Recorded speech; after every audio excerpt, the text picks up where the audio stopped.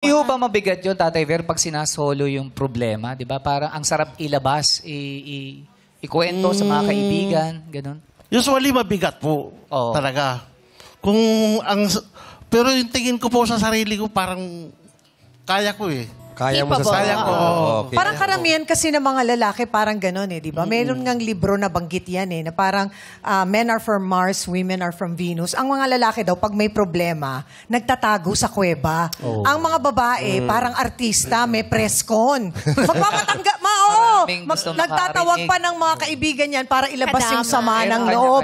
Kadamay. Pero ikaw ba, Vong, ganun kang klase na lalaki? Yung hindi ka nagkukwento? Hindi tiyang eh. Ako yung tipong kailangan kong may masabihan. Kasi parang feeling ko, ang bigat-bigat sa Parang loob. sasabog. Parang baka hindi ko kayanin. Oo. Kaya naghahanap ako ng mga close friends ko. Doon ko Confidant, parang mas ganon. sinishare. Oo. Pero may kilala ako na talagang siya eh. Talagang, sa tagal kong kilala niyan, talagang bibihira magkwento pag may pinagdadaanan. Sino yan? Di ba, Kuya Jong? Ikaw pala yun?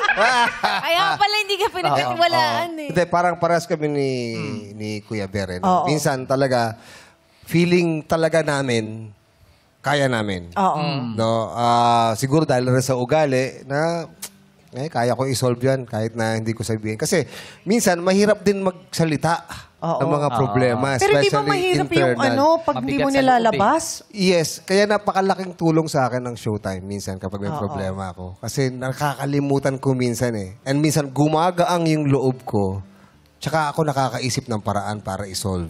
Oo. Diba? Kasi kailangan mo, hindi pwedeng magulo yung utak mo Ayun. lagi tapos Okay. magdidesisyon ka. Parang nagkaka-space ka na makapag-isip ng tama. Yes. Kuya ng Jong, tama. ikaw ba yung parang katulad ni Tatay Ver na ayaw mo sundin ng ibang payo? Gusto mo sarili mo lang? Well,